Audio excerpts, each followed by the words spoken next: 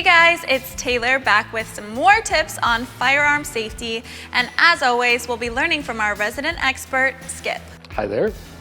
So first, let's talk about a gun buying checklist, how to choose the firearm that's right for you, and where to buy it.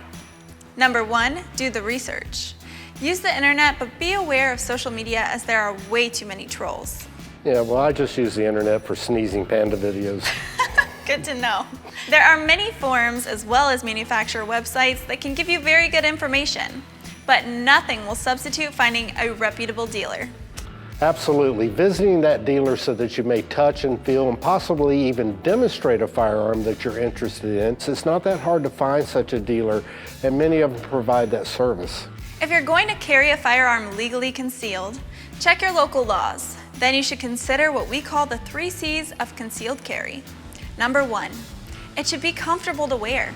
If it's not, and you feel that it's uncomfortable or it doesn't go with the outfit you're wearing that day, then more than likely that's the day you'll need it the most.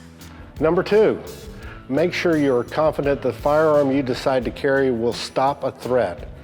And then number 3, make sure you're competent to use that firearm. For example, if you're a right-handed shooter, occasionally you need to practice shooting left-handed. And we'll talk about and demonstrate ambidextrous controls in firearms later.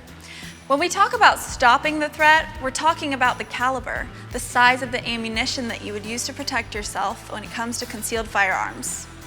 We'll talk about different calibers and shot sizes in a later video. But for now, Skip, do you have any firearm recommendations for us female gun owners? Absolutely. First and foremost, purchasing a firearm should be no different for a woman or a man. Certainly there are physical differences in all men and all women, so find something that's comfortable for you. But the actual buying experience shouldn't be different. And if you find yourself going to a dealer that wants to treat you differently because you're a woman, you might want to look for another dealer. Number 2, find something that's comfortable. When I say comfortable, again, we talked about that in the 3 C's, not only comfortable to carry, but comfortable to handle, comfortable to shoot. The scariest thing to them is that first shot, that recoil. Is this gun going to hurt me? The gun's not designed to hurt you. The gun's designed to protect you. So we can work on many different types of firearms and different types of ammunition so that you feel less recoil if that becomes apparent to you. But just remember this little tip, and you heard it from me first. As much recoil as you feel the first time, it'll never increase. It doesn't get any worse. So if you can make it through the first one, you're good. That's very insightful. Thank you, Skip.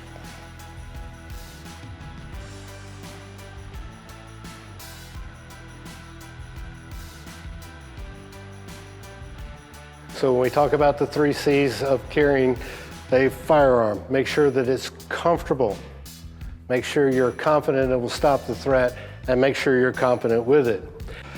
What I would like for you to do is find a firearm that you feel comfortable for you. For example, we all come in different sizes and shapes. I'm going to show you something very interesting.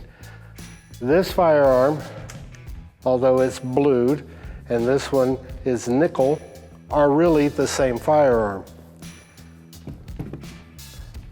In this version, it has a larger grip to fill a bigger hand. In this version, it has the smaller grip.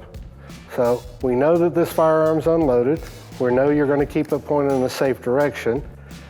Pick up these firearms and see which feels better in your hand.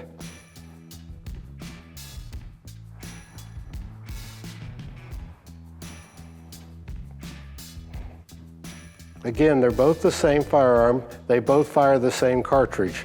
They're both the exact same model by the same manufacturer. I think I'd go with this one. You go with this one with a little bit smaller, all right? And that's great. Now you had the chance to see that firearm in 2 configurations that are exactly the same firearm, but it's just 2 configurations. Now an interesting point to think about when you're looking at this, that may have felt good in your hand, but the next step would be go and shoot it, because that handle fitting better in your hand may tend to have more recoil because it's smaller, and you may tend to go to the bigger grip. You also want to look at the difference between, do I want a conventional revolver, a hammerless in this case, a standard double action, or do I want a semi-automatic? A semi-automatic that's the striker fire, much like the Glock, or do I want the semi-automatic that is a double action, much like a standard revolver is? These are some of the things that you can look at. These are some of the differences in a firearm. Again, go to the store, find a place that will give you the attention that you deserve, let you try it, handle it, and then demonstrate it and see what you like. Now Skip, in regards to the difference between the semi-automatic and the revolver, which do you prefer? Okay, that's a great question. So semi-automatic have a distinct advantage over everything else. We call it more bullets. It holds more bullets. It has a higher capacity than a revolver does. However, statistically, and we get statistics from the Department of Alcohol, Tobacco, and Firearms and Explosive Devices, and they tell us that in concealed weapon permit self-defense shootings that the average number of rounds fired are 1.5. So it may make you think a minute, do I really want to carry this double stack 45 that weighs 3.5 pounds that's tugging at our belt and our clothing? And I get away with a 5-round revolver, something much smaller and lightweight.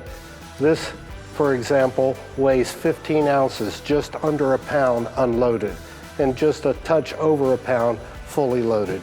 Something to take in consideration, but that's a great question. Now, which of the two is typically more reliable? There's less likely chance of a malfunction with a revolver versus a semi-automatic. If you have a malfunction with a semi-automatic, it will require you to release the bad shell, get it out of the way to let another one come up from the magazine to go into the chamber to be ready to shoot. That is something that takes time, and time is usually not on your side. Wherein, if you're shooting a revolver, the easiest way to clear that round that did not go off was to squeeze the trigger, and the next one does.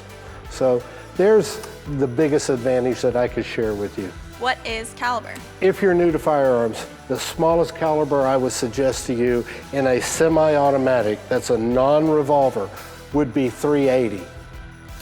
The smallest I would recommend to you in a revolver would be a .38 Special. Now, what's the reason for those recommendations? The stopping power that they have, that you are able to stop a threat. If your life is in danger or someone else's life is in danger, can you stop a threat with that bullet? And the majority of the time, these calibers will stop the threat. It's much easier to carry a super small, compact, concealed weapons such as 25 automatic and a 32 automatic. Those were great calibers 100 years ago. But we're a lot bigger people now. So that small bullet really doesn't stop the threat, and that's what you need to do. A 22 can be very, very dangerous. A 22 Magnum can be very dangerous and is very, very small bullet to carry. But it needs to be in the hands of a professional, someone that is a marksman, to be able to shoot that well. A shooting is going to last approximately 13 seconds. There's a lot going on in your mind in that time. You want to have the confidence that that bullet that you're firing to save your life will stop the threat. Another way to consider caliber in the definition of caliber is the actual diameter of the projectile that would be fired. That's what you can consider the caliber. Now, it can be confusing sometimes because that same caliber could have a very long casing and be called another type of bullet, or it could be a very short casing and has very little power or powder behind it. So just as a rule of thumb, think about the diameter of the projectile that you're going to fire. Well, we hope you guys enjoyed the presentation on our gun buying checklist. We'll see you next time in the next episode.